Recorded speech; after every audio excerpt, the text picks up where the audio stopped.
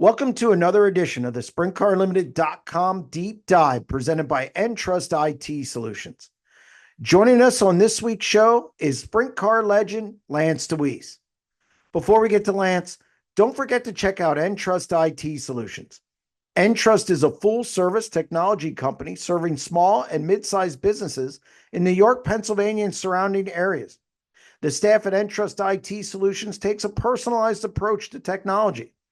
See why customers are choosing EnTrust IT Solutions as their technology partner by scheduling a free consultation at www.entrust-msp.com or by calling 717-292-8868. Now here's Lance.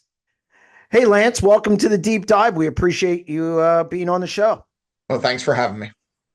You know, Lance, I usually start with their, person's career and take everybody through it. But we'll get to that in a minute. It's National Open Week, and it's one of your favorite events, if not your favorite event, of your career. You've won it, and it's pretty close to your heart. What is it about the National Open that really stands out to you? Well, it's our locals Knoxville Nationals. It's this. It used to be second or third biggest race in the country. There's a few other shows now that pay more, but they don't have the prestige yet because they haven't been around that long. And locally, there's other tracks that are matching it and pay wise and all, but it's still the Grove National. If you look at the win list and who has competed at Williams Grove, it's pretty impressive. Going back way, way, way longer than I've been around. So. It means a lot to me. I consider it our biggest race of the year, and we want to win it. We want to beat the traveling group that comes in, whoever it might be at that time or whatever. So it's what I've always worried about, kind of my whole career a little bit. We always worry about trying to be ready for the big shows. I get into this with people. Yes, there are a lot of major shows, or what I would call majors or biggies. There's only three crown jewels, in my opinion, that check all the boxes. Tradition, history, prestige, big winner share, obviously, stacked field, and good car count. Everything's checked by the National Open, Kings Royal, and Knoxville Nationals. I know some people, maybe the Grove isn't as racy as it used to be. Still, the National Open, $75,000, it can make or break your season. It sure can. The track hasn't been real great for probably a year and a half, 2 years now, as far as raceable. We all know what the weather's been like for the last 10 days. The first day the sun's been out. I don't expect it to be very good racetrack, honestly. I just don't know. Maybe they get on it early enough and get it tight enough that it seals up. But based on the last year and a half, 2 years, I think it's going to be a very wet racetrack, very hard to pass on, which means you have to time good. So, and you always have to time good against the Outlaws. So, it's going to come down to that. Well, hopefully they can do something. We need tarps in racing. Just kind of put tarps in the corners or something. Well, it's just I've been around long enough, and I don't want to get into a track bashing or anything like this, but they're going through, to me, a little bit what Port Royal went through years ago, where nobody's really recognizing there's an issue, and eventually it's going to happen. It's going to show. It's going to real ugly's face at the wrong time, and then they're going to realize it. But then it's going to take a lot of work to rebuild it. But that's another day. But yeah. So I do want to go through your career because it's been illustrious. I mean, you're a Sprint Car Hall of Famer. We all know that. But I never knew until I did some research, and I've interviewed you, I don't know how many times. You started in micros. I didn't even know they had. I didn't even know they had micros back then, because that's 270 micros. What made you go to sprint cars in the early 80s? We hated micros. Okay. Back then, and I'm not lying, back then they were air cooled 270cc engines. and they were a pain in the butt to make run right. And we came from a background of working on V8s and street cars. My dad owned late models back in the day, but they were 56, 57 Chevys. We grew up around that type of stuff. And after 3 years of 270s, we kind of got worn out from it and wanted to move forward. And basically, I had two options: super sportsman or sprint cars. There was none of these other classes. And we looked at both, and sportsman got like 80 cars a night at Silver Spring. So we went the 410 route, that back then wasn't considered 410, it was just sprint cars. And that's how we got started. And that's kind of where we've gone. And what's really neat about some of this, and a lot of people don't realize this, is I raced against Steve Stanley in a micro. He raced micros when I raced micros. Wow. I've raced against numerous people that are involved at Port Royal or been around Port Royal, because I raced up a track called Banana Speedway in Lewistown, which is 20 minutes from Port Royal. So I've raced against a lot of the people that are there now involved. So it's just kind of neat on how that takes a full circle and comes back. It took you a while to win your first race. I remember you running a car that looked like a jigsaw puzzle. I mean, it just was it looked like a bunch of cars pieced together. You didn't have the big trailer, even. Back then, nobody hardly had big trailers. Right. We had open trailer. I mean, we didn't get enclosed trailer until the second or third year, just because, that's how it was. But yeah, but you say it took me a while, but I won a race other than my very first year. Yes, your second year. The second year, I've won a race every single year. You won in 1986 at Hagerstown. Yes. That was your first one. What was it that moment that you knew, hey, I can do this? Or, was that kind of like, I don't want to say an awakening, but did that kind of prove to yourself that, hey, I can win with these guys? Because wasn't a bad field. No, I don't know. We really never looked at it that way. I never really thought, wow, now I can do this. We just worked hard at it. Back then we had nothing. I had 4 wheels, 4 shocks. And when we had used to dismount a left rear wheel and tire to get changed stagger. We didn't have extra stuff.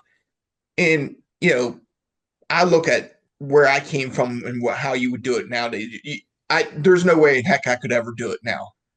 I wouldn't be around now. With how I started in the fight. I mean, I didn't have nothing. I mean, we just worked our regular jobs, my parents, myself, my brother, and we chipped in and built whatever we could build. We built our own cars, we built our own motors. We did whatever we could do to save money and just go race. And it just, kept building and building. And, as everybody knows, when Walt Dyer offered me the go drive for him, that was the biggest turning point in my career. Before we get to that, because I'm not going to take everybody through each year. Christ, we'd be here for 3 hours. Forever. But the National Open would be here and gone. Yes, it'd be gone. So, but when you look at how it is now, I mean, it's amazing how much has changed. And really, it's not that long of a time. I mean, even, 30 years in the grand scheme of things isn't a long time. It's amazing how different it is and how, I would say, I don't want to say it's more difficult now to get started because you have a lot of money around, but man, is it different? And you made the comment, you probably wouldn't have made it. No, there's no way. I don't think we would ever made it. We raced small block Chevys against big block Chevys back then. There was no engine rule. So, when I first started, there was no engine rule. I think in 86 or maybe 87, the Outlaws got tired of getting their butts kicked by Weikert's and Al Hamilton's big blocks. And they made a rule for 467 cubic inch rule. I'm not sure exactly what time frame. And that was in for a year or so. Then they went to a 430 cubic inch rule, which eliminated the big blocks because of the weight of them. And then eventually down the road, it ended up being a 410 cubic inch rule.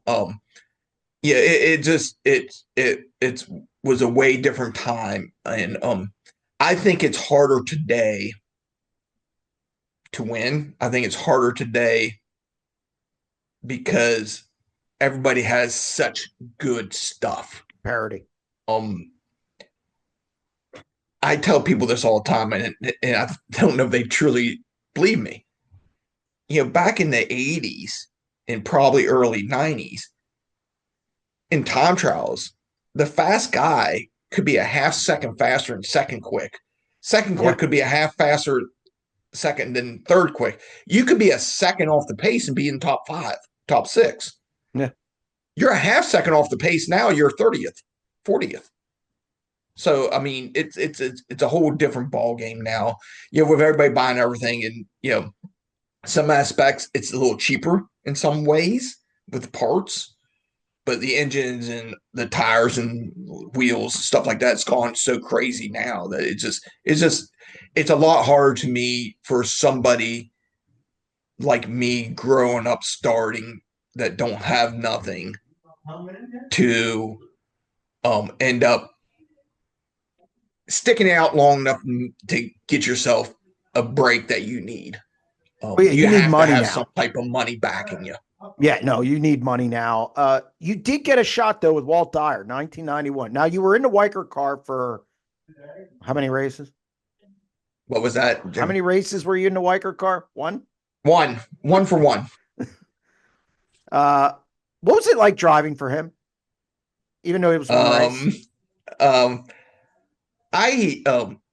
It was just a one-off deal that a friend of mine, Gene Frankowiak, put together.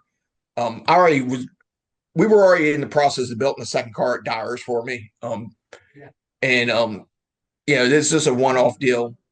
It was neat. It was cool to say I wanted one in for his car. Some people didn't care for how he was in victory lane, talk about having a real driver in it for Tuxford 50 and stuff like that. But I knew that's how Bob was. He was a lot, I'll give him a buzz real quick. 90% of the stuff he says in victory lane, I think was just get people wound up, that you loved him or hate him and kind of, that type of deal. But, he was wonderful for our sport. His family's still involved in our sport, which is great. And, it was just one of those deals. And then the next week I was in the Dyer car and won in it. The Dyer car, you were in it for like 7.5 years. I think you won, 130 plus races in it. National Opens, World of Outlaw events, big events around here, Speed Week titles. What was it about that car? Or what was about that combination that kind of took you to that next level? Was it Dyer bringing you along? Was it just a case of having better stuff, good crew chief? What was it that kind of propelled you guys and really propelled your career? It put you on the map more than, say, probably any car in your career. Well, probably the biggest thing was I got to race. And I could look this up because my mom done a wonderful job of keeping stats for me my whole career, but I didn't race much when I first started. I'd run 20 shows one year, 15 one year. If we blew a motor up, we were done. Racing more helped me grow more, and just it was just a total team effort. And we just kept working on it, building on it. And when I first got there, he had one aluminum motor, one steel motor. By the time I left, we had, I think it was 6 motors. We just built it little by little every year. And, and some of that is our success. Some of it was, knock on wood, I don't tend to tear stuff up. So, you just kind of keep building, and it's easy to do if you're not, rebuilding, every week. So, it was just, they were like a second family to me. And to this day, I'm really, good with Bud, good with the whole family, and it just, it was the biggest break of my life. You mentioned about not racing a lot early on. Like you'd run 20 races those first, 1 year. And then if you blew a motor, you were done. And that was your first 5 years were like that. How difficult was that? I mean, to sit on the sidelines and watch, and at a critical time in your career when you needed to improve by getting more seat time. Well, it was just what it was. I mean, it wasn't, there's nothing I could have done about it. So it just, it was part of it, a lot of it, we used to build our own motors. We didn't build them what you consider the correct way to make them last, but it's what we could afford. And we were fast at times. But then, eventually Bob Kreiner Racing Engines did all my machine work. And eventually, with his help of knowing my situation, he built me a very good bottom end and, let me pay him as I could for it. And that was where I got to be able to race more, have more reliability. And it's funny because those engines that we built with the parts that we use ran fine until we start learning how to hook race cars up. Then they didn't like that too. So, but yeah, there's a lot of people, Bob Kreiner, his family, Walt Dyer, that helped me start. That took a chance. I would say took a chance in me, and we did everything we could, and we got to this point. What ended that deal? Because then you end up in the Joe Harz car. He was talking about getting out of it, for a year and a half or two. Yeah, and with Bud, you never knew if he was joking or serious. He was up in age. Mm-hmm. He was a Mason, so it was a rough life that he worked. I mean, he was the hardest working man I ever met in my life. I mean, at 60 some years old, he would put you to shame, how hard he would work. And I'm talking physical work. Right. So, it just got to the point where, he kept talking about maybe getting out. And, it just got to a point where I had an offer and I felt like, and, I'm not sure what he was doing anymore. So I felt like we needed to, move on, which was one of the hardest things I've ever done in my life. You spent a couple years with Joe Harz, then you end up in the Al Hamilton car. You and Fred switched, which was odd to me because I lived through that stuff.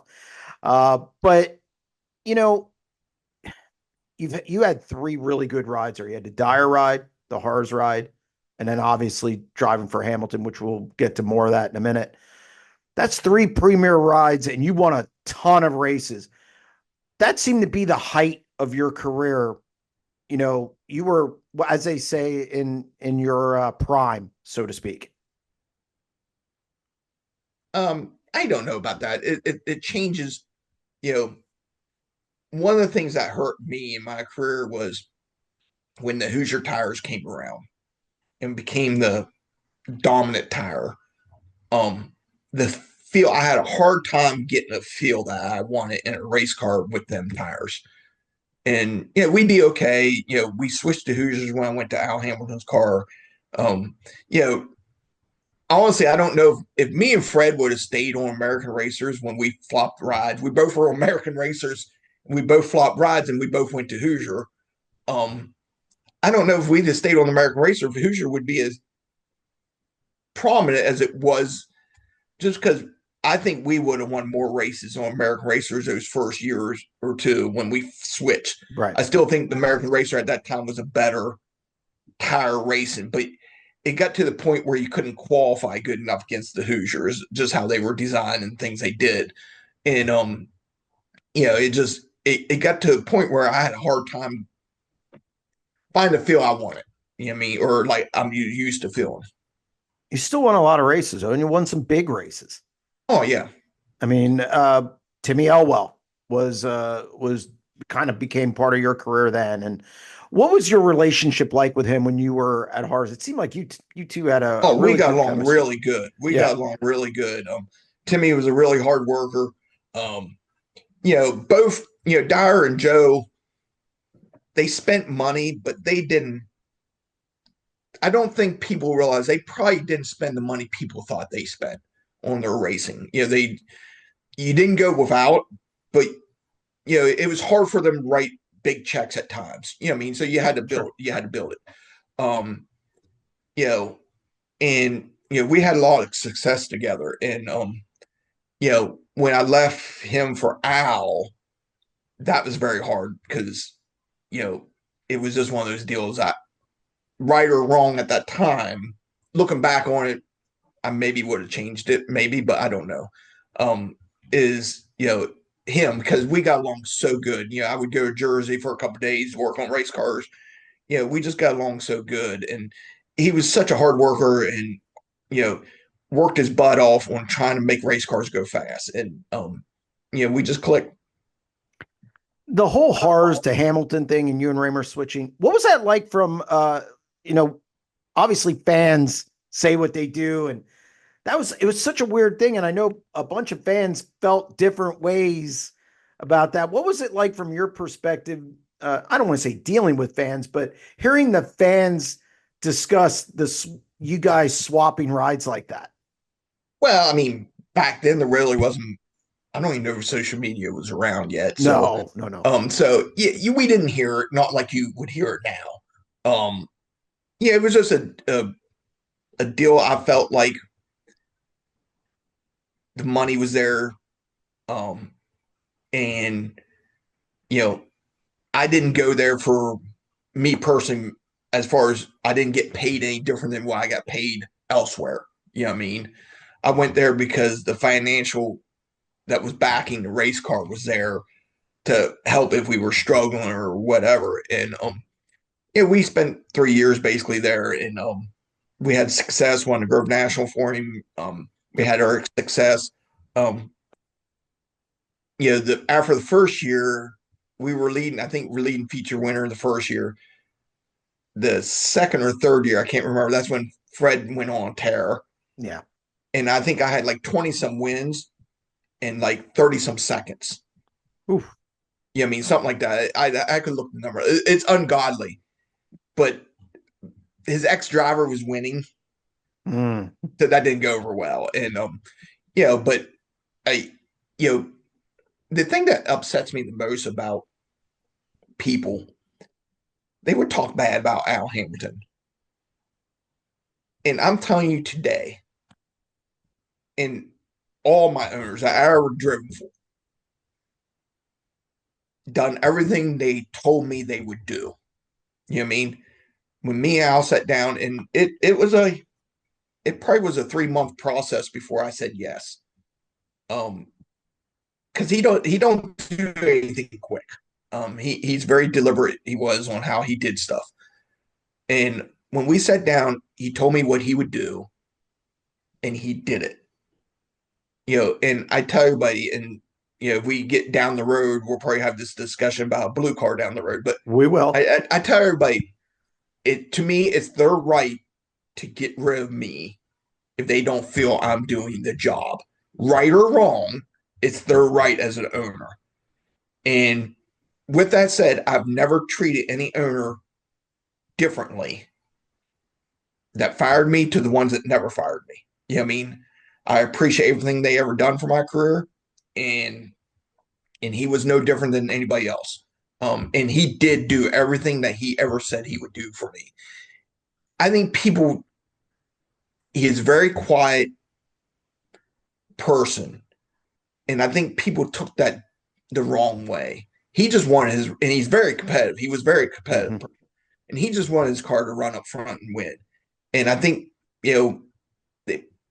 I wish they would have gotten to know him personally, because he was a very honorable man and did what he said he would do for you. And yeah, I have to tell you the story, and I don't know if we ever talked about it.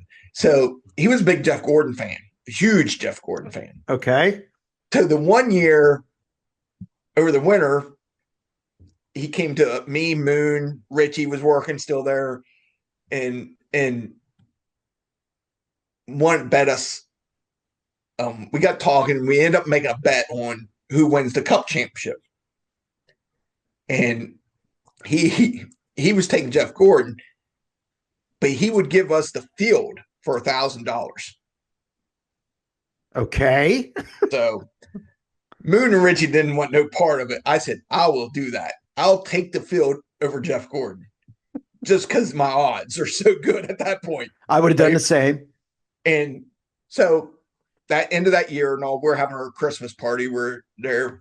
This huge box is sitting there. He said, Lance, that's for you. So I go over, and this is a party with just not just his racing people, is the office workers and everything for his companies. And I go over there, open this huge box, and I'm telling you, this box was 3 foot by 3 foot by 3 foot. It was a big box. There was $1,000 of $1 bills crinkled up in a ball. Each bill was crinkled up in a ball. Paid me his bet. And $1 bills crinkled up, right? And I sat there with a smile, uncrinkled every single one and folded them and set them and stacked them and just with a smile. But that's the type of person, the side that people don't get to see of these owners that I wish they would. You know what I mean? Because they're all really good people, all very great people, and they all worked. There's not a single owner I ever drove for that didn't work hard. I mean, and very hard for what they got. And he was one of them. Yeah, and you've always, I don't think, I think I've known you since the first time I saw your race was in '86. And I don't think you've ever left on bad terms. Like, yeah, you might not have agreed, but where you were on bad terms, where you didn't even look at him in the pit area. No, I always, I thank them for what they did. I always, treat them with respect. They all treat me with respect. I mean, the only thing that Al Hamilton did that shocked me a little bit, I knew it was coming before it happened. Okay, I knew the rating was on the wall. I could see it. You get a sense of it. Yeah. Yeah, I had a sense of it because it quit talking to me. I mean, you just know. But he did it at the racetrack. Oh. After the races. Now, it was just me and him, nobody else, Yeah. But that did shock me a little bit. And I think he's a competitive person. He was upset. We ran third at Lincoln, and it was towards the end of the year, and he was just done. And that did shock me because everything else we ever done, we physically sat down and talked about. And that did shock me a little bit about that. But, like I said, that was his right. I mean, I don't have no issues with it. And we just, I've always been the person trying to move forward and not look back as far as negativity, and try to move forward. After Al Hamilton, you go through a series of owners: Pete Postupak, Donnie Owens, who you're still really good friends with today. Mike Heffner, you ran a Heffner car, Dietz car. After that, I think those are the four. The Heffner car, you guys were fast. You just didn't win. Like it was, you guys were in the top 5 all the time. Just didn't win. Well, if you would go back to that stage, so let's talk a little bit. We're going to go through it. Pete Postpak's car, yes. Super good guy, leading feature winner in Central PA. Probably a lot of people don't even realize I did that in that car. The first year I was in it, I was a leading feature winner in PA. Yeah, actually, a lot of people didn't realize there was just a used car salesman, and then we went through we went to Donnie then, who's my best friend in the whole world and who I still work for today. And then we kind of put a deal together with Heffner, with Donnie involvement and sure Mike's, and at that same time we put that deal together, we switched tire brands. We had a tire rule, not we didn't switch. We had a tire rule change. So the first year I was in Heffner's car, we were on a whole different tire. Right. Admittedly, we struggled at times, but we weren't slow, but we couldn't get wins come our way. We won 1 or 2 shows, and it just, how it is, And honestly, me and Mike probably talked more after he fired me or let me go, whatever you want to call it. Nothing ugly. We probably talked more after that day of when he did it than we did before that point. And I think a lot of it, he probably maybe wasn't happy. Maybe wasn't happy with his life a little bit at that stage. I don't know. But it just, when you're not happy, you're not happy. And he wasn't happy with, whatever, me, the car, whatever.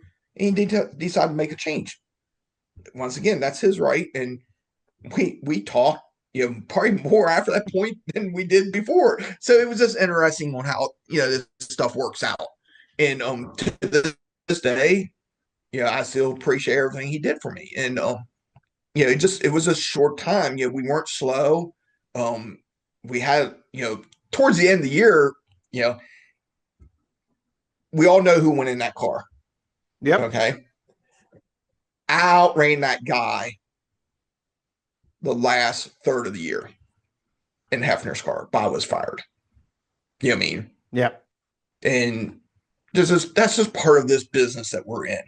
You know what I mean? I felt like we weren't that bad.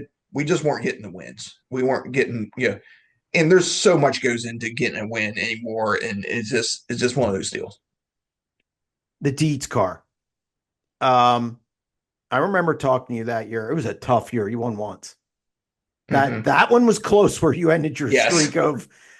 Yeah. It was a lower buck team. It wasn't as high profile as probably, except maybe the Pete Posterpack car. Yeah. I would even say that was more, high profile.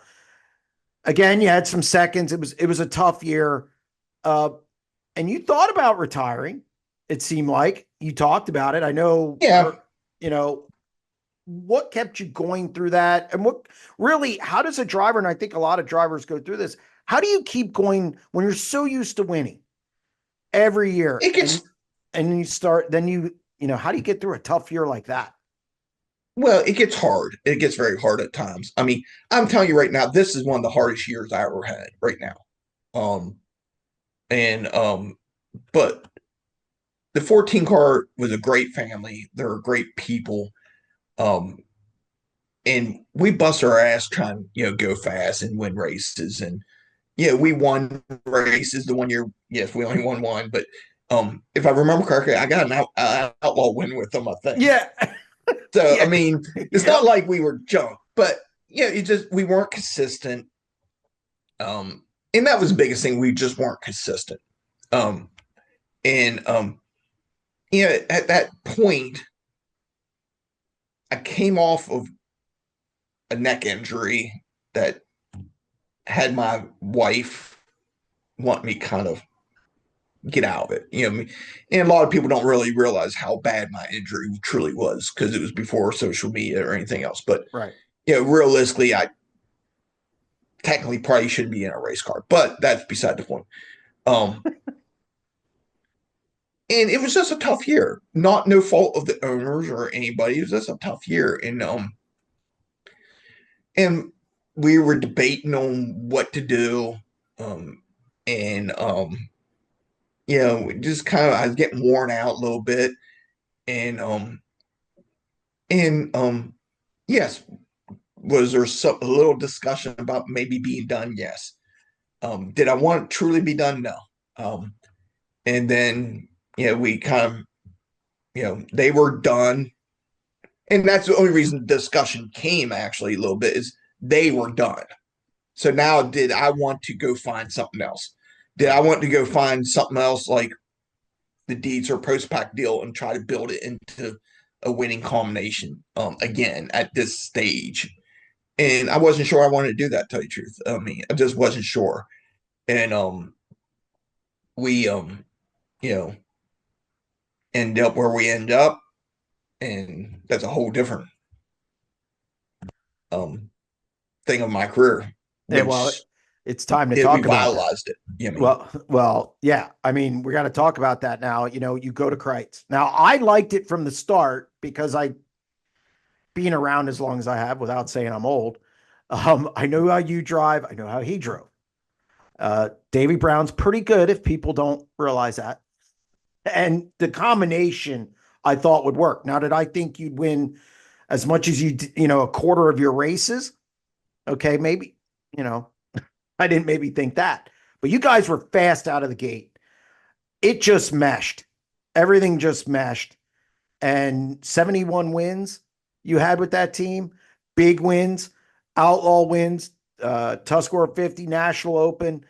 And it revitalized your career. Yes, it did. And I knew, I raced against that car my whole career. I knew how fast that car was. And, my driving style and Donald's driving styles are really a lot alike. Yep. other than I move around a little bit more than he does. I'll run the top a little bit more than he did. But our driving styles are a lot alike. And I felt like we would be pretty good. And I'm telling you, from the first time I hopped in the thing at a test session of BAPS, I knew we were going to be really good. Um, did I know we were going to do what we did? No, I don't think nobody ever thought that. And, Donald, me, or Davey. But I knew we would be in position to win races because I just knew how good that car was before I ever got in it. And I knew my style and his style were not as far apart as probably people thought. So I knew we'd be all right, I thought. Was that a huge satisfaction to you? Because there were people who wrote you off and, who thought, after the Dietz deal, the Heffner deal, didn't win a lot, but there had to be some satisfaction because you're a competitor. It had to be some satisfaction like, hey, I still got it. Yeah. Oh, yeah. It was very satisfaction. I guarantee you there's people writing me off right now. Don't do it. I'm telling you that right now. Don't do it because I'm not going to say we won't win this weekend, but I'm showing up to win. And so yeah, but you go through that. Everybody goes through that in their careers. You have that with football players, basketball players, everybody. You know what I mean? So, but we never lost confidence in ourselves. And you also have to know you're going to have these ups and downs in your life. And you have to kind of work through it and be, thrive to go forward, not backwards. And I think that's where a lot of people, they get down on themselves and it's hard at times. Trust me, it's very hard at times to try to be positive and try to go forward and not, get caught up in going backwards. But no, it was a great time in my life. Had a lot of fun racing with them. And our record speaks for itself. So I had Donnie on deep dive, and he relayed the reason why he let you go last year, which was a bombshell in the middle of the year. I don't know if you knew that was coming. I know you said like with Al, No. okay, you didn't know it was coming, and it was the first time he ever said why, and he thought. And he said, I was probably the asshole. And he said, I probably jumped the gun. It was, he didn't look right or whatever. And he thought he didn't want you getting hurt in it, so on and so forth. When you heard that, because I'm sure it got back to you, what was your thought? Because he really never told you. No, he never told me. He never told anybody that was around me. He did. I seen your interview with him, so I'd seen the whole thing. So it makes a little sense because when he called the sponsors that I brought to the table that were involved, that still involved, Donnie, one of them. When he talked to them, and especially Donnie, the comments he made to Donnie makes sense now after he did that interview. Because he told Donnie, to look out for me, make sure I'm okay. I mean? So it makes sense after the fact now but no, he never gave me a reason other than just, thought he needed, go a different direction or whatever. It was totally off guard. For a day or two, it was very hard on me, very, very hard on me. And, his whole interview, which you listened to all, you did it. I take it back. Al Hamlin tried to hire me back twice, and I turned him down both times. But when they talked about that kind of just, okay, I'm good. And I was good. That was the hardest one for me to deal with because I didn't see it coming, and I didn't know why. And a month earlier, we just won. Whatever the Weikert race paid, 25,000, 26,000, whatever it did. 29,000. 29,000 a month earlier. We just won that. So yeah, it was really, it was very hard on me for a while, very hard. And have you talked to him about it? not about it. We've talked. Not Okay.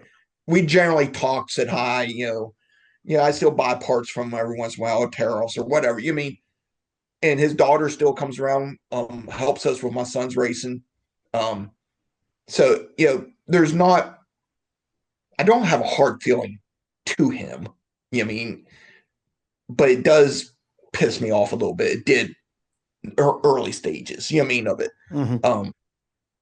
But with that said, life goes on, moves forward, and I was very fortunate that the 39M was having their issues, and I got to finish the year out with something that's pretty damn good. Yeah. And still showed I still can win and still can run up front. So, I was very fortunate that it came at that time. But I personally think I'm not saying he's lying. I don't think he's lying. I personally think there's some other stuff that led to it, me personally. But that's just my personal opinion on that stuff. But I do believe what he said about the health issue, just because the comments he made to other people that I heard from, or like Donnie, who he had to call and talk to about stuff. So, do I think it's the right decision? No, but it's the decision he made. You ran the 39M, filling in, and now you're in the Scherer Motorsports car. You're going to turn 59 this weekend. Yep. So, happy birthday. Thank you. Where are you at in your career? Obviously, you're on the tail end. We get that. Yes. But I sense from your comment about people writing you off, you still feel you have something to prove and you're going to do that. Where are you at in your career? Do you have a timeline? Have you thought about it? Where are you at this point? I have not thought about it. I'm going to race. We've had this conversation before, me and you, but it's race by race, realistically. But I'm telling you right now, I can win any race that I race at. Don't mean I'm going to, but I can. We put ourselves in a position, Tux 450. I screwed the race car up. I had one of the worst race cars I've had at Port Royal all year and didn't take advantage of it. But we put ourselves in a position. If I can put ourselves in a position for this weekend, I can win this race again. There is no doubt about it to me. And that's not being cocky. That's just knowing my abilities and knowing I'm still fast when I'm up front, or we get ourselves in position. This year has just been a very, very, very hard year on me. Everything that can happen has happened this year to me. Some of it's self-induced problems. Some of it's shit just out of our control, like the floor pan falling out of a car. Yeah, I've been around next year, be 40 years. Never had that happen a day in my life, and it wasn't no fault of the teams. You know what I mean? So, we're running fourth Tux 450, blow a tire. I can blame that on me and the car. You know what I mean? But stuff like that. We've had so many issues that some of it's in our control, some of it's out of our control, and it's just been a hard time dealing with it. You know what I mean? The amount of stress that deals with that.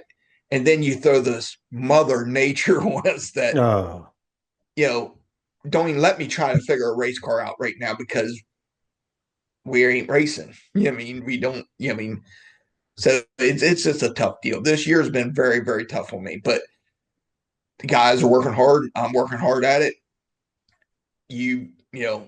I probably spent 8 hours plus in the last week and a half looking at video, trying to figure out why we ain't fast. Where, we've I ran 8th in the Outlaw Show at the Grove last time they were in. We weren't slow. So but then we could show up next week and be terrible. So, we're working really hard. I'm working really hard on trying to figure out where we're at and things that we do that are right, things that we do that are wrong, and where that medium part of it is. So I can be fast this weekend. And I've worn Dirt Vision Flow out for a week and a half of trying to figure out where I need to be with the race car. And I look at everything from the bad nights to the good nights, and then look at other cars, a few other, I pay attention about one or two other cars to see in relationship to my car where I'm at and what looks messed up, biggest thing. And I'm telling you right now, Tux 450 weekend on Friday night after qualifying, I was done. I was worn out. I mainly was worn out. My 17-year-old son set my race car up and brought life back into me without me touching it. And I showed up Tuxford on Saturday with that basically same setup, tweaked a little bit, and was pretty good up to the feature, and I screwed it up over where he had it. So I do have a spot where I know I can be good. It's just a matter of we can get up front and show it. And that's for anybody. That's the key for everybody. I mean, it don't matter if you're David Gravel, Darren Pittman, whoever. If you're not up front, it's hard to show it. You know what I mean? And if we can get ourselves up there, we can show it. Speaking of your son, Cole, he drives, runs micros. Yes. What's it like watching him for you? And what's it like for him? Because I'm sure he lets you know. You have a legendary father. Obviously, everybody's going to know who he is, whose son he is. We always, you always hear that across any sport. But also for you to watch him and maybe not be too critical or walking that line between what you're used to, how you came up and how he comes up. How does that all work? And what's that dynamic like for you? Well, when he first started 3 years ago, it was a little nervous. Then it turned to, okay, he can do this. And then just trying to, provide him the best I can, the stuff he needs to go do it and win races. This, probably about midway on last year to this year, he don't need me as far as being there. He needs me to get the truck and trailer to the track. That's about it. He does it all on his own. He does all his own setups. He makes all the calls. He's no different than anybody else in that state, that when he's struggling, my eyes are maybe a little better, just like his eyes were a little better for me than me. Right. Because sometimes when you're in the race car, what it's doing and what it needs are two different things. And it's hard to tell that. It's hard to be a driver mechanic and flip that switch. And it's also hard because you can't see what the race car is doing if you're a driver mechanic. And somebody told me, and I don't know if this is true or not, it comes from somebody that knows me pretty well, but they said Sammy said at one time, Steve had Carl. Carl could watch Steve's race car. Carl set Steve's race car up. Sammy had nobody. Sammy couldn't see his own race car. Sammy set his own race cars up. Yeah. So, when you get struggling and you're that type of person, it's sometimes hard. You need a good set of eyes. And there's a lot of people that watch race cars, but there's a lot of people that don't know what they're looking at. And the guys that know what to look at and what to look for are the guys that are very good at this sport, and especially mechanic wise. That's the hardest thing about me calling my own shots right now is being able to see my own race car. I can't watch it. The good news is nowadays we have Flow, we have Dirt Vision, we have Sprint Car Unlimited, we have all the access that I can go back and look at 90% of the races I ran this year. And we've had this conversation before. I wish I had that when I started. No. My career would have moved forward so much easier and quicker. And honestly, if there's young guys out there that are not doing this. They're just hurting themselves. I'll guarantee you, a kid that I think has a ton of talent, race micros, race midgets a little bit. You have two of them. Persley, who just got a new ride. If I would lay money, he's watching his races. And, and Emerson Axum. Yes, absolutely. Guaranteed. Super good kid. Both of them super good kids. They're very talented people. But if they are watching their races, trying to learn from them, right or wrong. And if you're not doing that, I don't care how old you are, if you're not doing that in this day and age, you're really leaving stuff on the table. I do it more so for me now as the mechanic end of it than the driving end of it. But I still watch to see, what can I do different or make myself better, or learn what the other guys are doing that I know I can beat them in this area, but they beat me in this area. How can we offset that? I'm not going to go knock a fence down for 50 laps. That's not going to happen. I've never done that in my career anyhow, but I'm not going to do that at, basically 59 years old. I can beat them elsewise. And, we've said this, and I've told you this before. Right now, Anthony Macri, what makes him so damn good is he can do both. Yep. And he's learned it like you've seen in it the last year and a half, 2 years.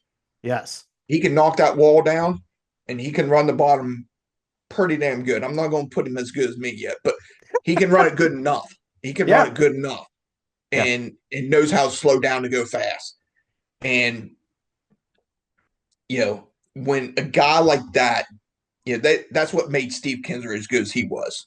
They always joke that he could run like Sammy in one corner and run like Bobby Allen in the other corner. Mm-hmm. Dude. And that's why he was so dominant, in his time. And I think, Schatz is dominant in his time because he's a smart racer like me. We probably drive a lot more alike than other people. David Gravel has learned to be both types of drivers now.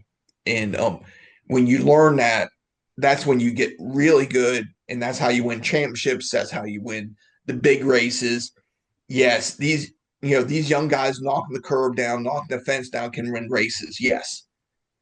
But normally you don't put yourself in a position to win the big shows doing that. It might be a one-off doing it, but year in, year out, you don't get yourself in position.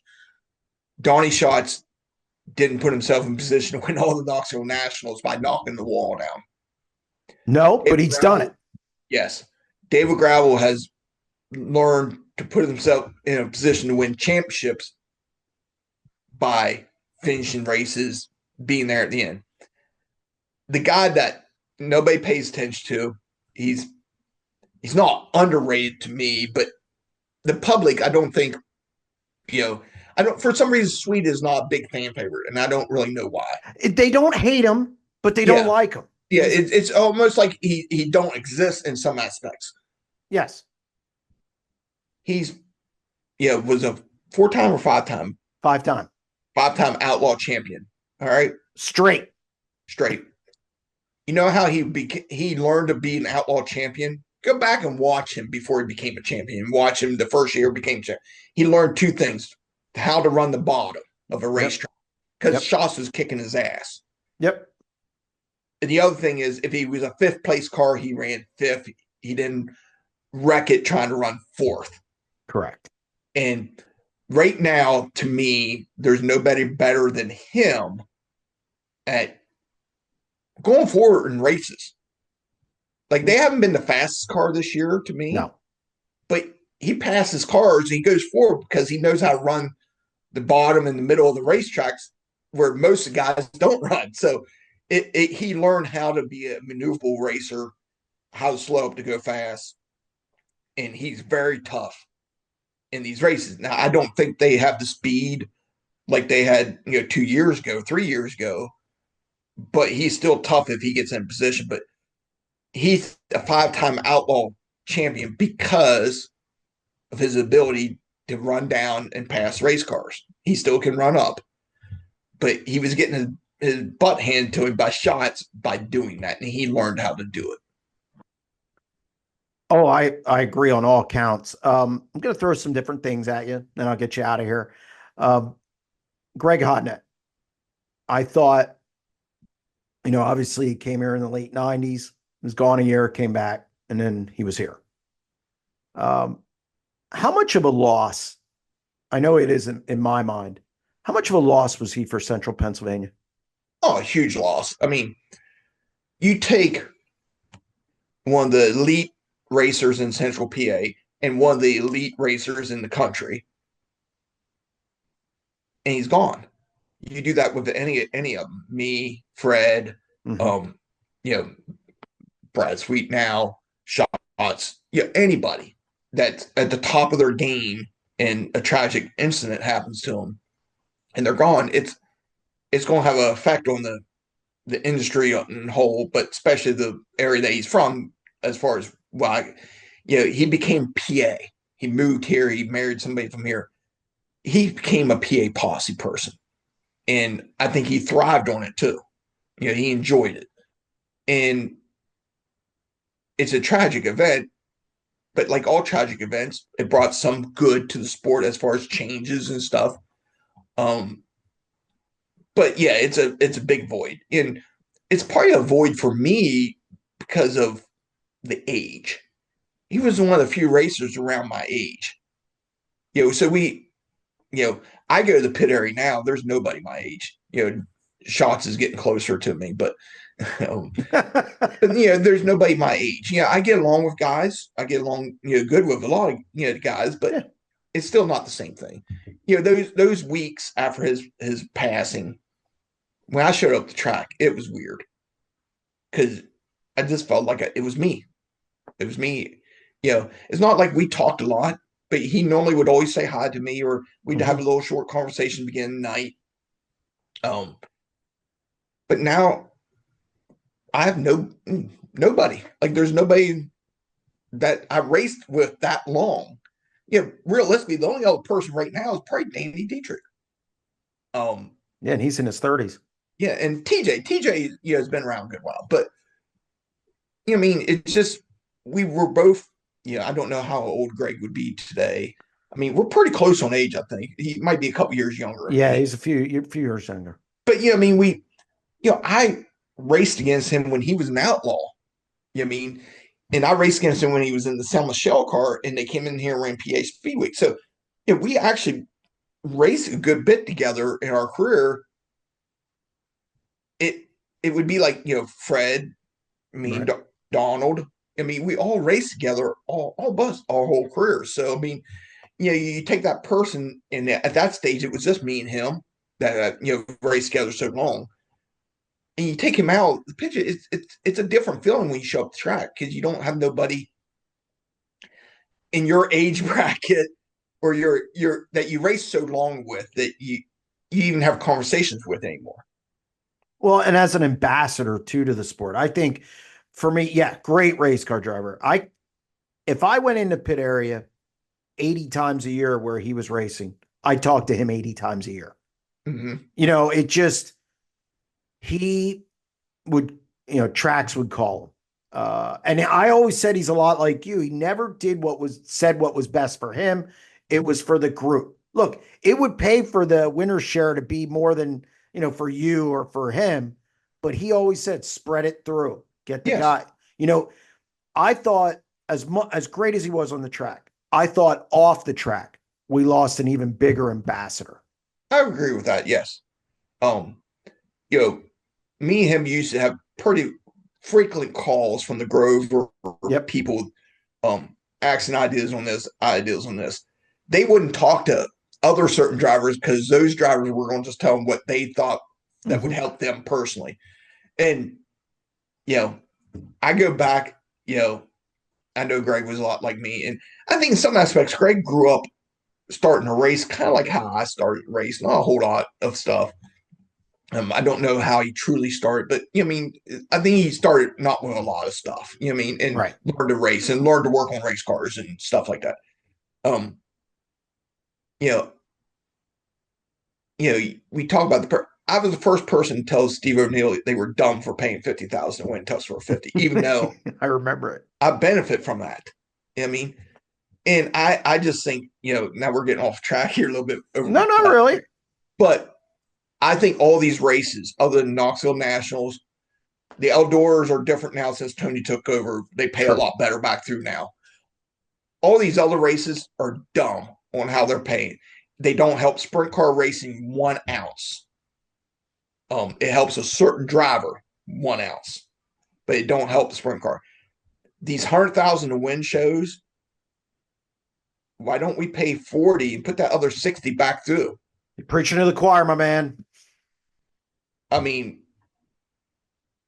tomorrow night, Saturday night, we're racing for 75,000 to win. I'm going to try my damnedest to win it. I'm not going to complain if I win it and get a check, but that race could pay 30 or 40 and take that other money, put it back through it, and make it where it benefits all the teams. You have to help the teams out.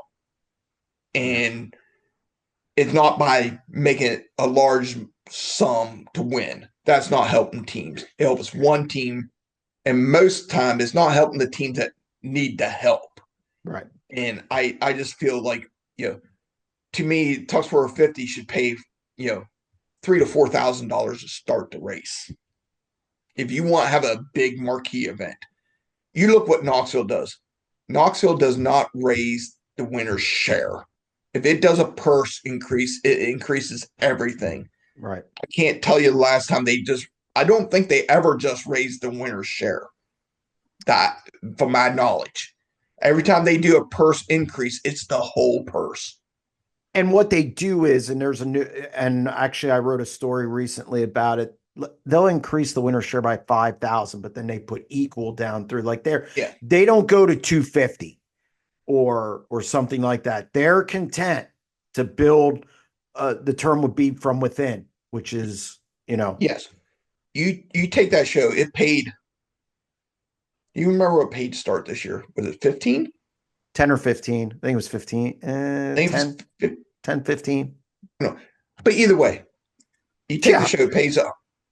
150,000 to win, or was it 200,000 to win? It was like 185, okay, 190, something like that. Okay, and pays. I think it was 15 this year. Yeah, it's more than 10. I do know that it was more than 10. Well, look at your B main. You're getting $10,000 to miss the A main. Yes. So you take these other 100,000 to win shows that pay 1,200 to start. Let's make it 50 and just put 50 back through. I mean, it's so. I mean, the guy that ran third in that 100,000 to win show spent just as much and worked just as hard to win that 100,000, and he probably got, if he's lucky, 20. I doubt if he even got 20. Probably most of them were 15 to the teen range. Yeah. You know what I mean? That's not what's good for the sport. What's good for the sport is good purses the whole way back through. And I understand it's hard sometimes to do it because the big name, they like that big dollar amount. Mm-hmm. But honestly, if Tux 450 paid 30,000 to win and that other 20 went back through, they have the exact same car count. And they would have the exact same fans. Exactly. It never going to change. Yeah, I mean, and I just, Port Royal's done a wonderful job. Their weekly purse is I'll give them credit. I badmouth Tux 450, but their weekly purse that they did this year, it's incredible. Is what it has to be. I mean, that's what it needs to be. And granted, their year's still been very good for them because of Mother Nature and everything else. So, but that's how a purse should be. We should be racing what I call an old all-star purse, where it's a 5,000 to win, 1,000 for 10th, and $700 or $800 to start. That should be a weekly purse if they want the cars to survive and show up. I mean, when you talk about the expense of nowadays, $800, $900 per wheel, which probably a lot of people don't realize how expensive wheels got. And it's not greed, it's COVID or inflation, the whole process, this just driven everything up. And it's, personally, I think that's what has hurt our crowds this year. is the inflation, and nobody has the extra money like they did, other years. And, it's part of, what's going on right now. And, hopefully, we all get through this and can get some, crowds back showing up.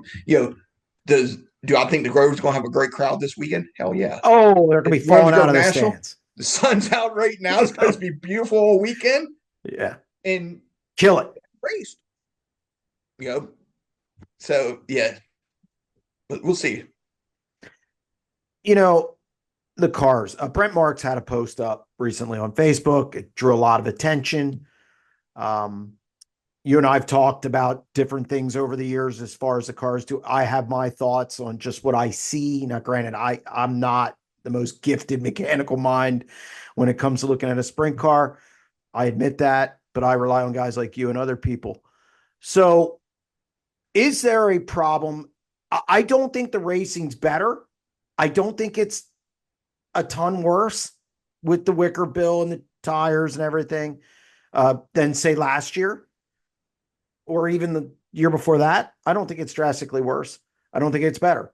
Do we need a change in package? What were your thoughts when I'm sure it got back to you, that post and what he said? And, because I talked to Joe Mooney about it last week, and Joe Mooney's more like, you know what, I got a car to work on. So I got to do, that's the rules in place. I got to do what I got to do. So where do you fall in on this whole thing? I think Brent's not had a good year. I haven't had a good year. I could see him blaming it not being allowed wicker bills. I could blame the tires. Every time there's a rule change, I think the tires helped racing when they did this tire a little bit. But what happens, I go to NASCAR, just like when NASCAR does a rule change. It closes the gap for a little bit, and then guys figure it out, and the gap widens up a little bit. You know what I mean? Yep. There's a lot of hard workers and smart people. They might not be high educated, but they're smart. They know how to figure stuff out in racing, and they work at it, and they figure out how to get around it or go faster or whatever. The wicker bill, to me, if they wanted to try it, they should have just took them off and tried it. Make a change. You know what I mean? That would have been like if they said, somebody would ask me and say, hey, we think about the wicker bill rule, shorten them up. Do away with them once. It don't cost nobody no money. You know what I mean? Right. Do away. Does it help it or hurt it? Okay, don't really seem like it helped it. Oh, yeah, it helped it. Whatever. It's an easy fix back. I think I give them credit for doing it, the worker bill deal, because it was a simple thing to do. It didn't cost nobody no money to see if it helped or hurt it. I'm like you. The race at times this year was okay. Other times it seemed worse. But, we had a lot of rain. Like locally, you had a lot of rainouts. Yep. You have some tracks that are wet all the time where the race is going to be terrible. Other tracks are wet some days, dry one day. It's a moving target all the time. So it's hard to sit here. If they truly want to do this, and I'm not saying I'm right, but I've been around a long time. The cars are not much different. The wings are not much different. The things that are different are the tires. And when I say different, Walt Dyer has the first car I won my first Grove National in, sitting over there in his little museum. If you look at the back of that car and you go look at the back of a car today, the width of the tires on the cars are so much wider, and especially the left rear tire. They all talk about the right rear tire. The right rear tire is not the problem. The left rear tire is the problem on these race cars. So to me, I'm not going to say it would fix it, because I also believe guys will figure it out eventually. Anyhow, you'd have the cream rise to the top. Same guys are going to win. Same guys going to win anyhow. Is if you took a minimum of 2 to 3 inches out of the width of each tire, rear tire, and made the right rear smaller tire, diameter-wise. The cars have to get loose getting in the corner, and you have to slow up. Until you accomplish that, the racing is going to be relatively the same no matter what you do. Go back our conversation early in this interview about the time difference when I started. Yeah. We're going to show up the Grove tomorrow night, and I will lay money the top 20 in time will be barely separated by, I'll go 5/10 to 6/10 of a second. Oh, I would never take that bet. I'll defer to you on that. I'm going to tell you, people don't realize a tenth how close that is to another car. Yeah. And then we run those lap times in heat races, and then there's no passing.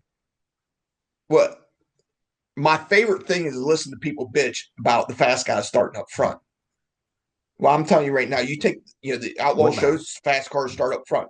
You invert those 6 cars, guess what? They finish exactly where they start, just like if the fast guys, because the guy that's 6 is still a fast car. He ain't a slow car. So you need to slow the cars down. And you can't do aero to me, because when you start messing with aero to a certain extent, the guy out front has the bigger advantage. You do it with the thing that puts the car to the racetrack, the tires. Mm-hmm. And I go back to when I started to where we are at now. The left rear tires have gotten bigger. They gotten wider, taller, and they just hold the corners up. There's nobody goes in the corner. Like when I first started, my first 5 years and 6 years of racing, you go in the corner, you get left too hard and spin out. Nobody ever does that now. The only time they spin out is because normally they're too tight and they jerk the car and loop it. Right. But you don't get left loose anymore. And if they did that with tires, I think they could bring it back in some. And it would do 2 things for racing to me. And right now, you can run motors longer than you probably have, 10, 15 years ago. If you wanted to. I'm not saying top teams do, but you can run 15, 20 shows on motor and still be good, because everybody's detuning them. If you would unhook the cars with tires, that makes the motors where you wouldn't have maybe refresh them as quick as you want to or need to. So let's say it saves you a rebuild in a year's time, which is $10,000 to $15,000 now, roughly. A standard rebuild right now is 10. And then you're a little easier on parts, you're a little easier on drivetrains, you're a little easier on rear ends. It's all from the tires, and you maybe would get some separation then of the guys that can drive, the guys that can wrench on the cars, and not just everybody, because we all have the same equipment. If you unhook the cars with the tires, now you can separate, and now you get to see passing. You can't pass when the guy's only 3/10 slower than you are. You're not going to pass him. It'll take you 20 laps past that car. You know what I mean? Right. So that's to me. But with that said, it would take a commitment by all groups involved in sprint car racing. Well, and when I mean all. It has to be universal, because it's a huge change, and it would only work if everybody agreed to do it. Now, with that said, do I think they could go out and do something with the left rear tires right now and change that tire and help free the cars up a little bit and give the guys the wicker wheels back? I hear this stuff from people that talk about open tire rules, open wings. People don't realize the reason we went away from that. We had racetracks rubber up in 5 laps and features, and nobody could pass. You don't want that. And you don't want it from a cost standpoint, because open tires cost a lot more money than what we are now. Yes, the tires cost more now, But the difference is I can show up anywhere in the country with a 410 car and know what tire I need to have. And I'm only using two in a nice time on the right rear. It also can't happen because I don't think American Racer is big enough to do the supply, and Goodyear wants nothing to do with it. No, but Hoosier could, and Hoosier's tried. I mean, Yeah, I'm not saying compounds, but they've tried, and what they've done over the open comp stuff has helped the racing. If we all were on the open comp stuff right now of Hoosiers, we'd run around Williams Grove at 16 seconds in the feature. Yeah, I mean, you're not going to race. We'd run around Port Royal.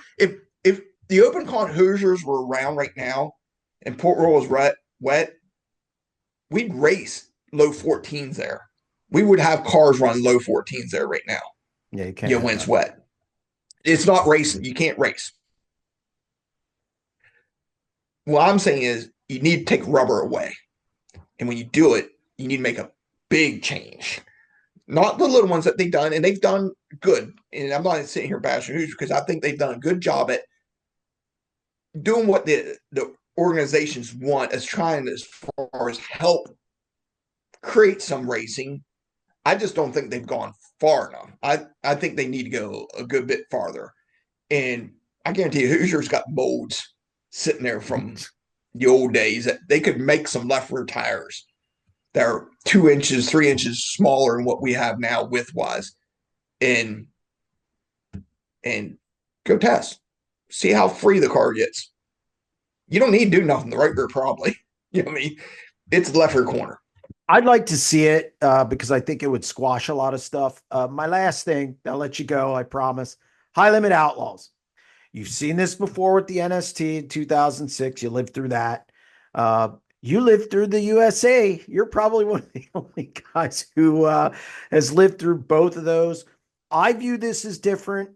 I also view this as both factions can operate in this ecosystem. I do think it's challenging with the number of big shows because I think the weekly shows become obsolete. That's a whole nother discussion. Again, I'd have you on for 3 hours. But are you in favor the high limit outlaws thing? Are you okay with it? Do you think something's got to give?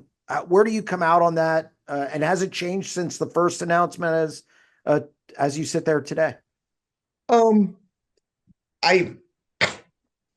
I have multiple thoughts on it, really. I don't, right or wrong. You know what I mean? I'm not sitting here saying I'm right. When they announced it, they announced they weren't competing against the Outlaws. That wasn't their intention. A year later, they were competing against the Outlaws. I sit there and do I watch them? Yes. I sit there and watch these midweek shows that they run this year. Mm-hmm. And I'm sitting there and thinking, okay, what that purse is and what those people in the grandstand sitting don't add up. So is the flow money that great that they can sustain this? Okay. I don't think you can. I don't think you can keep this rate up. There's no way they're putting enough people in the seats to pay those purses to me. I could be totally wrong. I never promoted a race in my life. Yeah, I could be totally wrong. But I do know this much. If it's roughly whatever, 90,000 to hold a show and the place seats 3,000, you either have a sellout every single show just to break even at $30, or you're going to up the prices and hope you pack it. And you don't, you're not making the money. So I don't know their whole thing. The charter deal to me is a little iffy. I don't know anything about it, but it seems a little iffy to me because I don't. So once they have their 10 charters on the high limit deal, what entices anybody to go travel with them full time outside that 10? Well, they do have a couple at large, and I think they're going to go above 10 at some point. Look, both these series, whether it's Outlaws or High Limits, are built for 14 guys max. They're not built for everybody. So I think that's a factor. Look, the bottom line is with the charter, they got to find rights fees.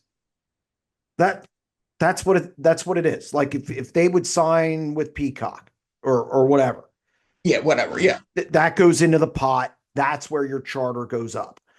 So you need some rights fees somewhere. So regardless if it's 10, 12, 14, that's the elephant in the room. You need to get that. You need to bring in that new money.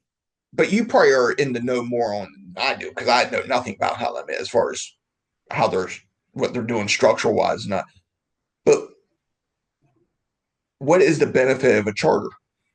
Well, it gives the owner something. It doesn't go to the driver. It goes to the owner. And let's say the owner wants to get out of it. He can sell it. And he's going to recoup not only what he sells his equipment for, because if you're getting a charter, you obviously have good equipment. You have something to sell. Let's say, like in NASCAR, they're selling their charters for millions.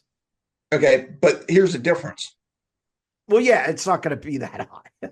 No, but here's the difference. Why would I go buy a charter? Well, now, Lance, I do have to say, owners in sprint car racing do a lot of dumb shit.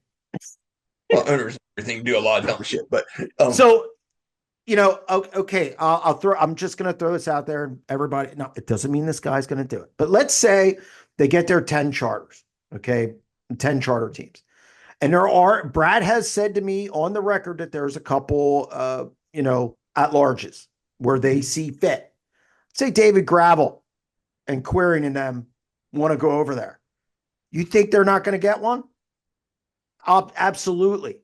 They're going to buy one, or they might buy one from one of the 10 teams. Let's say Corey Day makes it in NASCAR. Let's say Jason Myers doesn't want to field that car full time. He can sell that charter to Todd Quirin. That's just a rough example of what could happen. The thing and maybe they have privately, right. to their teams. Right. But I've never seen nothing publicly. What's that charter get you? Well, and look, this is the thing. I've been asked by teams who are running high limit that very question.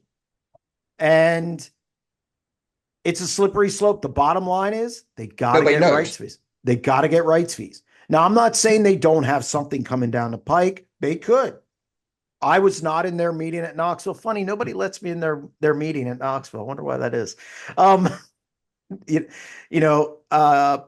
So I think and the nice thing where Brad was smart, he said it starts in 2026. So he gave himself time and gave high limit time to get that. So the guys getting charters this year don't mean nothing for next year. Correct. But they have the charter. They've earned it. They're in place. They're locked in. So that's where that comes into play. Again, they gave themselves time to get rights fees and to build it, which they needed to do. I thought that was very smart. What it means today on October 3rd, 2024, I don't know. But that's the whole thing. Like,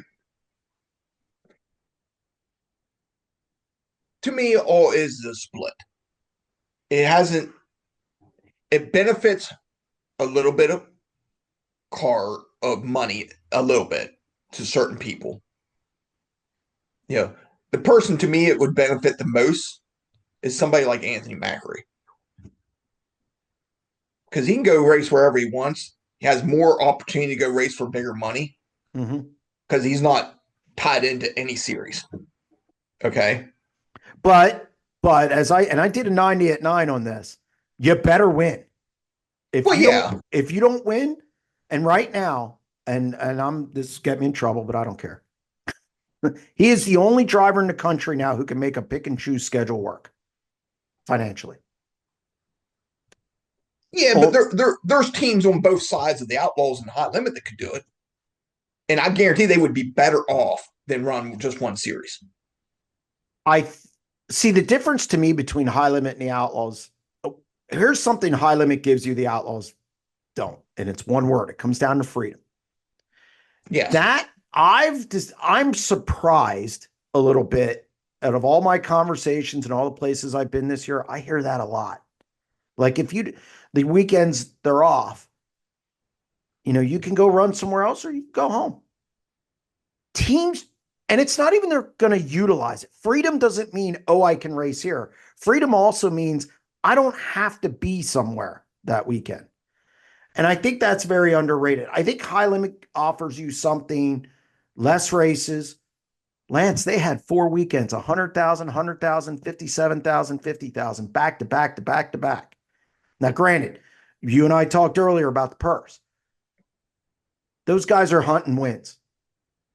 They're not Chad Trout hunting to make the feature. So I think high limits for teams who don't want to race 80 times a year on a circuit. Might be, but it's funny. I won't name the name. I had it while I was out in Knoxville watching with my son before we went to one of his big shows. I had a driver sit down to me and picnic table outside Knoxville's pit pass area, and we talked for a half hour or so. Yeah. And he don't know why they're even doing it. I've had those conversations as well. Yeah. It's all what works for your program. And they contradict themselves a little bit at times. Yeah. About stuff. Their scheduling is terrible compared to the Outlaws, from my understanding, as far as the travelingness of it. I'd make this argument, though. Who didn't have to travel last week and who did? Last week. Yeah, last weekend. Everybody knew Wayne County and Sharon weren't getting in. Yeah. I don't care what the weather said. We knew it. Okay. But high limit bagged out before anybody had to leave. The Outlaws dragged their teams there. Okay, but I can throw the flip side of that is the high limit had to go from the West Coast to the East Coast in a short period of time. Did you hear a lot of complaining? Because I get a lot of the crew guys will call me like when they're driving. I didn't get one this year. I've heard a few, bitch. You know what I mean? Yeah. Brutal trip. Absolutely. Yes. But it was once. Okay, but what would have happened if the weather was shitty looking for the Tuscarora 50? They still had to come in here. Yeah, they were coming in here no matter what. So that argument about the weather don't fly on either for either. No, I think it goes to, hey, cancel early. Yeah. Help out your teams a little bit. But that race is not getting canceled early. No, Tuscarora. No. Even if it does get canceled, it's not getting canceled early. No, those are out of the equation. You know what I mean? So they have to come either way. You know what I mean? And listen, what Brad and Kyle and them doing, I have no problems with. Right. What the Outlaws doing, I have no problems with. The Outlaw, people can bitch all they want. The Outlaw made Brad sweet to a certain extent. No, they did. It's not a certain he did it, but they gave him the platform. I mean, so don't act like they're a terrible group. Do they do the right thing all the time? No group does. Time limit don't. You know what I mean? Right. Nobody does. No racetrack does. You know what I mean? So I personally know why I think it did. Me personally, it helped the West Coast guys. Yeah, I think it helped West Coast racing. Hurt Indiana, Ohio, and Illinois. It hurt. I think it hurts weekly programs a little bit. I think it hurts. Well, and look, we're tennis and golf now. You can't take stars out of the equation. Look, you're not having Anthony Macri here running a weekly show. I can tell you from pay-per-view, it's different. Yeah, it hurts. When you're not at a race. Yes. I have on pay-per-view. Yes, it hurts. It hurts. Yeah. But what I'm saying is when they started the high limit, the only area I see in the first year of the traveling organization that it probably helped was the West Coast guys. Because they got the race for some bigger money that they normally never had. Yeah, and I think it did inject more money into the sport because, I mean, you have the statistics in front of you, but It's going to go, those guys are going to be highest guys anyway. I just think it shifts it around, but there is more money in the sport. I think where high limits got to be careful. And look, the Outlaws, I don't think Brian Carter gets enough credit. And I've said that many times. The Outlaws were on the verge of going away before he took over. He has built that thing into a viable business that has helped the sport. I don't think Brian Carter gets enough credit at all. I think high limits got challenges. I think the Outlaws have challenges. I think our sport's changing from the standpoint of what fans want, what they can consume. Hey, Lance, all the restaurants are full, so I don't buy the economy crap. I drive down to Carlisle Pike before you go to the Grove. We're all full. I think you said it best. Those shows that were 30, now they're 40. And I'm picking more big shows. I mean, look at Speed Week. They're all 10,000 to win. Yes. You could have skipped Hagerstown. Those races are all good crowds now, but that takes away from the weekly show because I don't need to. I can watch those on Flow. But the Speed Week deal has been built up to what it is. Right, but I'm saying it's an example of we have more big shows. Yeah. And they're overshadowing the weekly shows. My concern for the Outlaws and High Limit is that balance of big shows. I don't want to hear your help in your region. Okay? I don't. The Tuscarora or the Weichert going to 3 days. Don't like it. Brad and I talked about it at Lernerville because he heard I didn't like it because I did a 90 at 9 on it. They leave. The Grove and Port have to work together, and I can tell you the Grove's not happy. I wouldn't be. First of all, no. That's the problem. I'm assuming they never talked to the Grove about it. There was a phone call last year about it, and the Grove, I was told that, Justin said, I can't do that. It's a bigger show for us.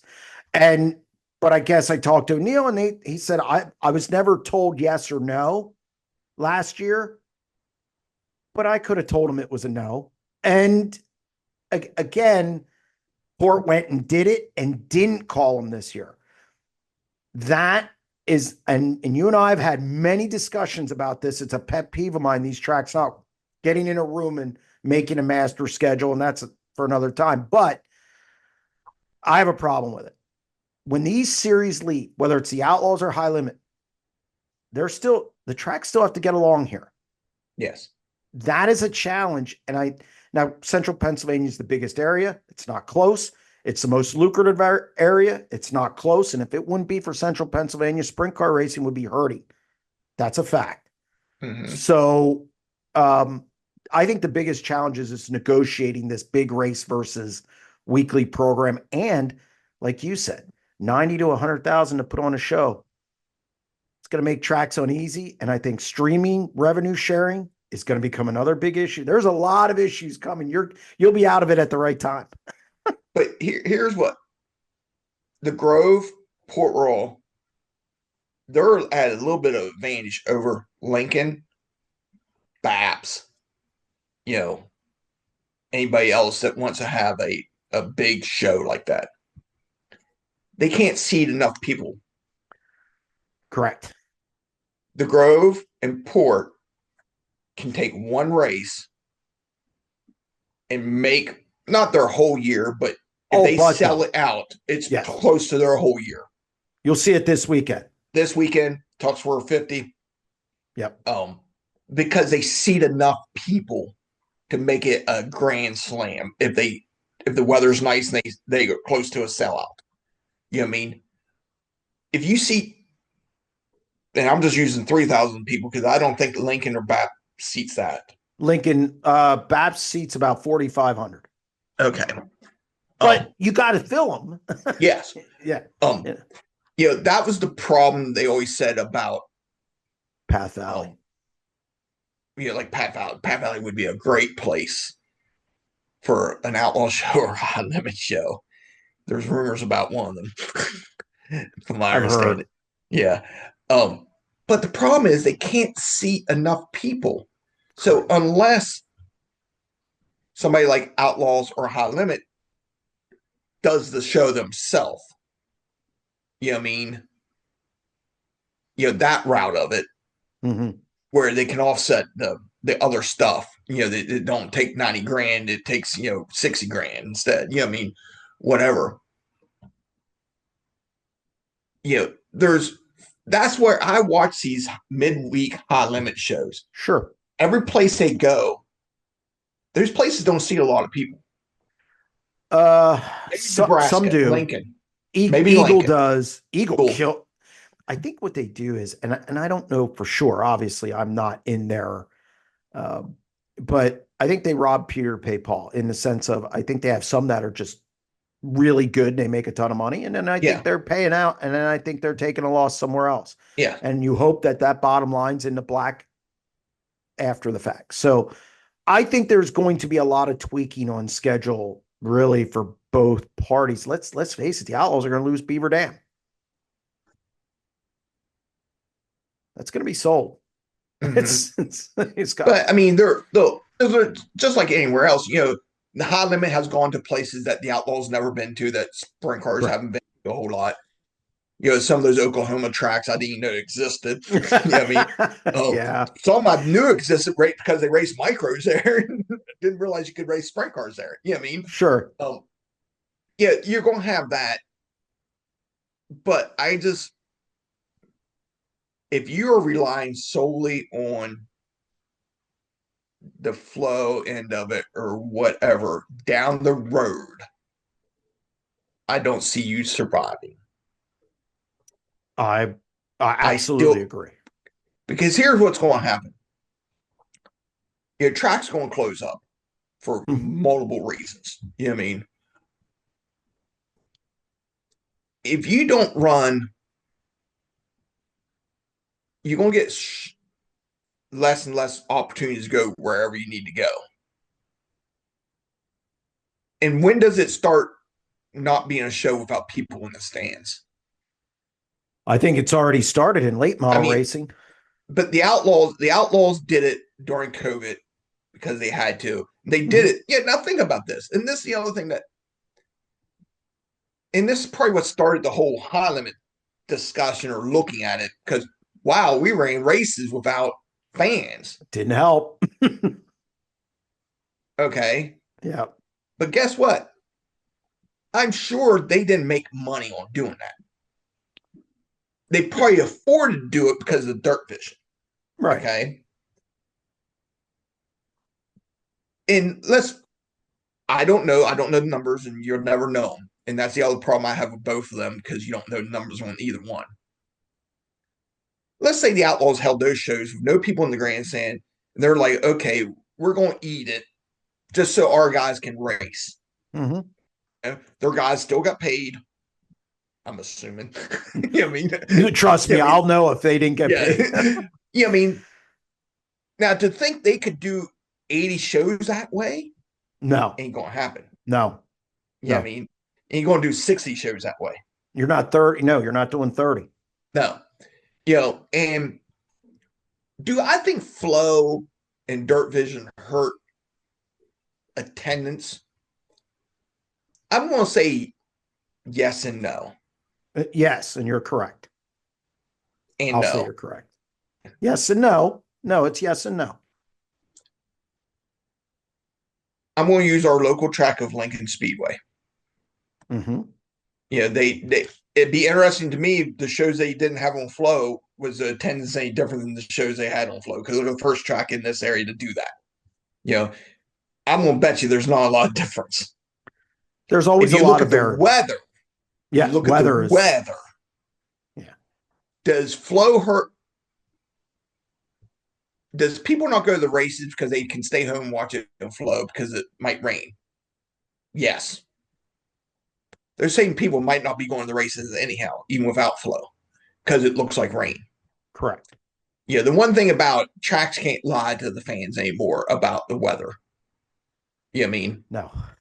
I mean, I used to sit in the parking lot Williams Grove, Grove, and they tell me it's not raining. Yeah, I know. Sitting in the parking lot. I did it at Lincoln. I called Lincoln one time we're sitting in the parking lot, and I can tell you what year this was. It was in the late 2000s. I was driving the 30C because the rig was already in there. I'm sitting in there. It's a monsoon. I call the office. I won't say who answered the phone because I know who she was, and told me, no, it's not raining right now. It's going to clear out. And I'm sitting, and it's a monsoon. You know what I mean? I remember those days. And it got to the point where I called my mechanic and said, you can pull that rig out if you want. We're not racing tonight. I don't care what happens later. Yeah. And he left. The first one to leave was Lee, because Lee's always the first to leave. Yeah, Lee's stopper. Yeah. Lee. And there probably was 15 rigs in there, and I bet you half them left once the first rig left, even though the place didn't cancel yet. Right. And I'm home. I live 40 minutes away. I'm home. They still didn't cancel. But they eventually canceled. Yeah, don't get me started on that. Drives me insane. But you cannot, you have two things the Outlaws brought to the table that they do very good and High Limit does very good now. And High Limit does good because who they have running their shows. And I don't know if it was the Outlaws or Mike Heffner when he was there or whatever. Run efficient shows. Yep. Get it over with. Get it done. We don't need to be there until midnight. Racers don't want it. Fans don't want it. The attention span of people are short now. So get it in, get it over with, on a normal show. Our local tracks, one used to be really bad at it. One used to be pretty good at it. The one got a little better at it, but still they're known for a reputation of take forever to run a show, and that's Lincoln Speedway. I'll call them out. It's Lincoln Speedway. Yeah. I despise going to Lincoln because it's forever to run a show. Williams Grove gotten bad at running shows. Taking forever to run a two-field show. You know what I mean? Yep. Little has gotten, they used to be very good at it. They've gotten worse at it now. They can't start on time. That's their big thing. So, I mean, we go to Lernerville for that High Limit show.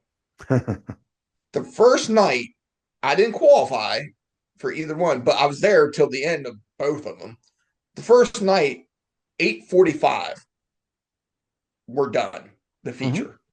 The second night, which was their bigger of the two shows, I think I was on the road at 9:15 or 9:30. Yeah. Now, I mean, I left as soon as the feature was over, but I mean, you can't beat that. It does multiple things for everybody involved. People don't get worn out from it. You take a show, I hate using it. I'll take Williams Go. We show up there on a Friday night, and I climb in my vehicle at midnight. Like, why? Why are we taking forever to run show? I mean, there might be, circumstances on given nights. Sure. But if you could run a show efficient and get people out there, there's no reason on Friday night, 2 classes, we shouldn't be getting out there no later than 10, starting at 7:30. You know what I mean? Because they don't start at 8 now; they start 7 or 7:30. There's no reason we shouldn't be out there at 10. On Agreed. Normal situation nights. You know what I mean? And guess what you do? People, I can come back. I'll bring my kids now. Mm-hmm. I'm not sitting 5 hours with my kids now. They're rammy. You know what I mean? Mm-hmm. And next week we're going to do something else, or we won't come for a while, or we'll wait till the show means something, or whatever. You have to run efficient shows. The Outlaws started it. I don't care if it was Mike Hess or whoever it was. Start running very efficient shows. High Limit does a very good job at it. And that's what you have to do. And you can't run 5 to 6 hour shows. It's over. You can't do that. You can't constantly. Can't do it anymore. Yeah, I mean, Tuxworth 50. It's a big show. If it runs long, yes. Okay. It's a one-off. You know what I mean? Weekly shows? Hell no. Well, I have a problem within reason on your big shows. Like, I always have a pet peeve that the Knoxville National sometimes Saturday goes to 1:15 Eastern time. Can't do that. Whether people want to believe it or they don't, bulk of your fans are in the East Coast. It's got to be done by midnight. Sorry, not sorry. People, it's a fast food society. We want our entertainment. We want to go do something else. Racing is slow to that drop. Look at baseball. Baseball has a pitch clock. You can only throw the first 3 times. They did everything to speed up the game, and they've knocked over a half hour off each game on average. It's just part of the. But that's one reason I don't go to a baseball game. I'm not a big baseball person anybody, but Either mine. They take forever. The game takes forever. Now it's only 2 hours and 37 minutes on average. That's smart on their part. You know what I mean? Yep. And that's what you need to do. You need to keep people involved, but don't stretch them out where they get bored. And let's keep it moving. I mean, I don't understand. Port Royal got very good at run programs for a while. And now it's become, as you say, they don't start on time. Mm-hmm. And I never understand. I don't understand why you don't want to try your hardest. I mean, try your hardest to be on time. Because then if you're on time and if something happens, it's not so bad. Right. Well, if you're a half hour late or hour late starting and something happens, guess what? Now it's late. It's, people are mad. I've always said 15 minutes at the beginning of the night is a half hour to 45 minutes at the end. Yes. Just happens that way. Knoxville, I think, on Saturday night, they used to start earlier than what they do now. Yeah, I'm not really. I think, but I'm not sure because I think what happened was when the TV deal was the live stuff, they moved the start time back or changed how it flowed. And I don't know if they ever changed, but I could be wrong on that. You know what I mean? But even Knoxville, you could start a little earlier. Mm-hmm. And you would have time if you need to work on the track a little bit or, something happens, make it late. You know what I mean? But it gives you some leeway. I take Laramville, a perfect example. They ran that show through. Granted, they had no issues, no cautions, they did some track work in between events because they have to have a little downtime because it was sprint cars only. So, but they still got you out there a good time. I don't understand why people don't see that and realize that's how it has to be. Or needs to be. But it goes back to our discussion way early in this conversation. Sometimes people don't recognize they have problems. You know what I mean? Yeah. Or they don't. They just don't want to look in the mirror, which self-evaluation is a problem everywhere now. And I can tell you this right now: successful race teams can look at themselves and go, "We need to improve here. We need to improve there, or whatever." Rider, no matter what it is, driver, mechanic, engines, whatever. You know what I mean? When you are not open-minded about that, you will go slower, guaranteed. The worst thing you can do as a racer or race team is go, well, it worked before. Because it keeps moving. The target keeps moving. And in all, that's all aspects. That's football, whatever. Yep. That all the teams that are successful, they build on what they have and move forward. They just don't rely on what they did. Because you get passed over really quick. There's no doubt about that. Lance, I'm going to let you go. And I always appreciate, I could talk to you longer. I'll probably catch up with you at the track. I always enjoy it. And again, thank you for joining us on the deep dive this week. Greatly appreciate it. No problem. Thanks for having me. That's going to wrap up this edition of the SprintCarLimited.com deep dive presented by EnTrust IT Solutions. Thank you very much to Lance Dewease for joining us on the show. I know we got a little long, but it was a lot of good stuff there. Don't forget to hit the subscribe button on our YouTube channel and also check out our daily exclusive content at www.sprintcarlimited.com. We'll be back next week with another edition of the Deep Dive.